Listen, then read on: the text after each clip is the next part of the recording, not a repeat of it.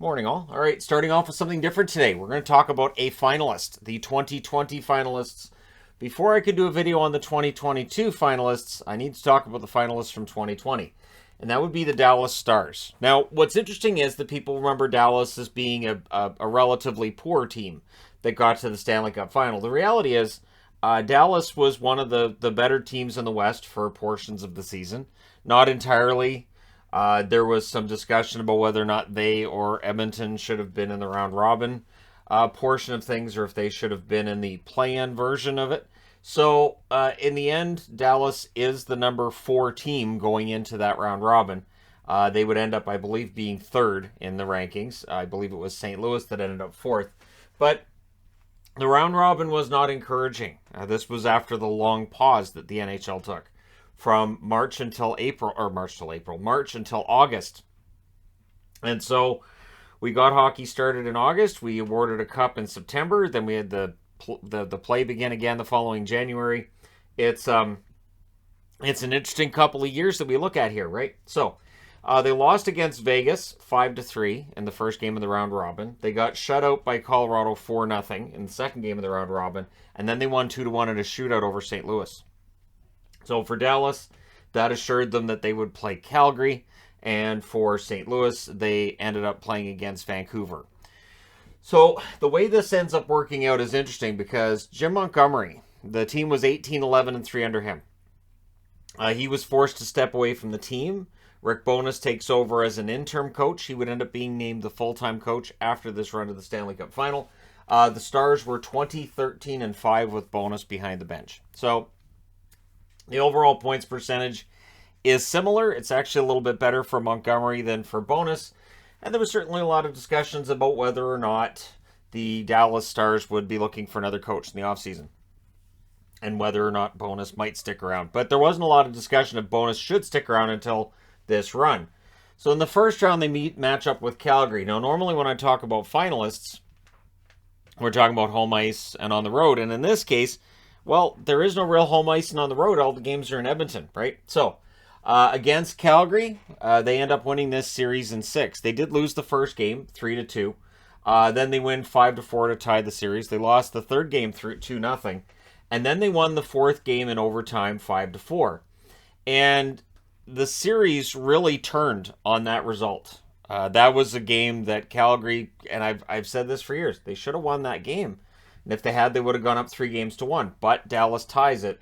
They win the fifth game by a score of 2-1, and then they closed out the series with an emphatic 7-3 victory. It's interesting, too, because putting this together, I was like, right, so there's people right now saying Tampa Bay didn't beat anybody in 2020 or 2021 to win their Stanley Cup, right, because Dallas beat them all. And then Tampa had to beat Dallas. Because in the second round, it was Colorado, and the Colorado Avalanche, heavily favored going into that series. And the series didn't start well for them. They lost 5-3 and 5-2 to the Dallas Stars. So Dallas up 2-0. Then Dallas loses the third game 6-4. Sloppy game there. And then it was a 5-4 win for the Dallas Stars before losing 6-3 and 4-1. So even though Colorado has suffered injuries and Michael Hutchinson's in net for them, all of a sudden Dallas is looking at a 7th game. And the possibility of a choke that would have been just historical, right? But they win it in overtime, 5-4 in that 7th game. They squeak by, so the running joke would become that Colorado can't get out of the second round, and Dallas moves on. So not a lot of credit given to Dallas for that series, I feel, over the last couple of years. And then we get to the conference final. Dallas is against Vegas. Well, Vegas is going to destroy them, is what I was told. And it doesn't happen. Now, Dallas wins the first game 1-0. This is against a Vegas team that struggled to score against Vancouver, and it was clearly in their heads. Dallas loses the second game 3-0, so the series is tied. But they win game 3, 3-2 in overtime. They win 2-1 in game 4, and they win game 5, also in overtime, 3-2. When they needed the big goal, Vegas didn't get it against Dallas. They just couldn't get it done. So that's a 4-1 series win for the Dallas Stars. And it's an entertaining series. It's over quickly. And it sets up Dallas against the Tampa Bay Lightning in the Stanley Cup final. And Dallas, to their credit, they win the first game. They win 4-1. And, it did have me thinking, could they? No. The second game, Dallas loses 3-2, and then they lost game 3, 5-2. A 5-4 overtime loss was suffered then in the next game. That was their first loss in overtime in the playoffs. The next game was a double overtime win, 3-2. Huge win there of sorts, but in the end, they lose the sixth game by a score of 2-0. So, Vasilevsky, it's a closeout game. He becomes a wall, and it's a shutout. Now, in each series, there's a different hero. Heiskanen was the hero of the first round, 3 goals, 5 assists. He had 8 points in the 6-game series there. In the second round, Jamie Benn had a good run against Colorado, 3 goals, 6 assists for 9 points in that 7-game series. In the conference final, Jamie Benn, again, 3 goals, 2 assists, 5 points in 5 games in that series. And then in the final, Pavelski is the best scorer for Dallas in that series. 4 goals, 1 assist, 5 points for Pavelski in that 6-game series against a Tampa Bay team that was pretty good at closing things out. Now, if we look at the overtime winners, Radulov scores the overtime winner in Game 4 against Calgary at 16:05 to tie the series. Radulov, who had a rough season by his own standard, had a pretty good playoff.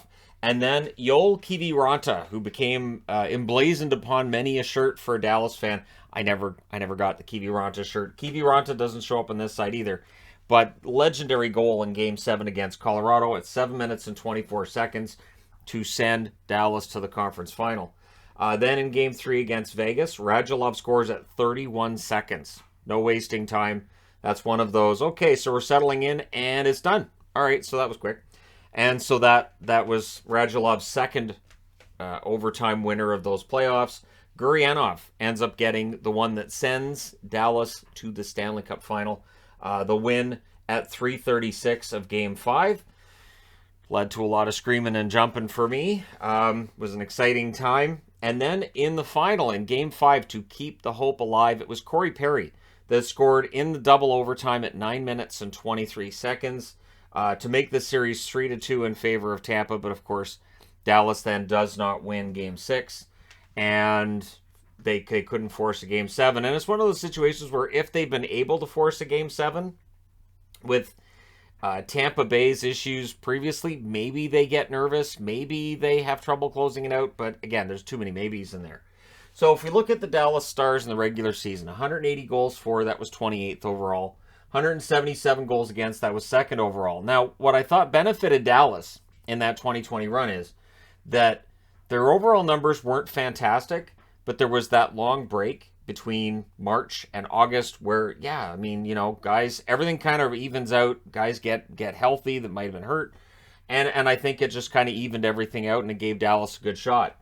Tyler Sagan was their leading scorer during the regular season, 69 games, 17 goals, 33 assists, 50 points. But in the playoffs, he had issues. 26 games, 2 goals, 11 assists, 13 points. They definitely wanted more than they got out of Sagan. Jamie Benn, 69 games, 19 goals, 20 assists, 39 points. In the playoffs, 27 games, 8 goals, 11 assists, 19 points. So 14 of those 19 points were in the second round in the conference final, which means in round 1 and the final, you're looking for other heroes. Heiskanen, 68 games, 8 goals, 27 assists, 35 points, came into his own in the playoffs. 27 games, 6 goals, 20 assists, 26 points. In the event that Dallas won that Stanley Cup final, I think Heiskanen ends up getting the MVP. He gets the Conn Smythe, I would think. Although Hudobin, maybe, right? So, Radulov, 60 games, 15 goals, 19 assists, 34 points during the regular season. And the postseason, much better, 27 games, 8 goals, 10 assists for 18 points. Now, one star that was emerging during this run was Roope Hintz. He had 60 games played, 19 goals, 34 assists, 33 points during the regular season. And the postseason, 25 games, 2 goals, 11 assists, 13 points. But very prominent, some good hits thrown in there, and just really turned a lot of heads in that postseason. And now, of course, Hintz is one of the main goal scorers for Dallas. Klingberg, 58 games, 6 goals, 26 assists, 32 points. During the postseason, he upped his game as well. 26 games, 4 goals, 17 assists, 21 points. Pavelski, 67 games, 14 goals, 17 assists, 31 points. Disappointing regular season, really. And then in the postseason, he showed us what he was going to show us the rest of the time he was in Dallas. 27 games, 13 goals, 6 assists, 19 points. Pavelski was fantastic. And again, 4 of those goals were in the Stanley Cup final. Gurianov, 64 games, 20 goals, 9 assists, 29 points. In the playoffs, 27 games, 9 goals, 8 assists, 17 points. Gurianov was better in the playoffs than he was in the regular season as well. Lindell, 69 games, 3 goals, 20 assists, 23 points. In the playoffs, 27 games, 1 goal, 7 assists, 8 points. And then you go through the lineup here. You've got Dickinson, 21 points in 65 games. He adds 4 points in 27 games in the playoffs. Janmark, 21 points in 52 games during the regular season. In the playoffs, he adds just the 1 goal in 26 games, but 8 points in total. And there's Cory Perry, 57 games, 5 goals, 16 assists, 21 points. Ups his game in the playoffs as well. 27 games, 5 goals, 4 assists, 9 points. So he scores the same amount of goals in the postseason as he did in the regular season, even though he played 30 more games during the regular season. And Perry had a hard time in Dallas. There was, of course, the suspension coming out of the Winter Classic game that year, too.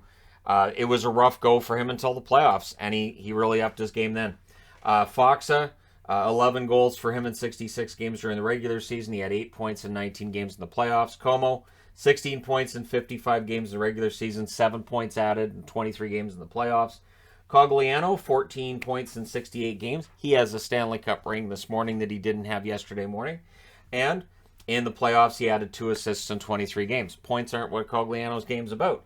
Alexiak here as well, 10 points in 69 games during the regular season, 9 points in 27 games, including 5 goals during the playoffs. Jamie Alexiak, fantastic during the playoffs for Dallas. And then in net, things really turned.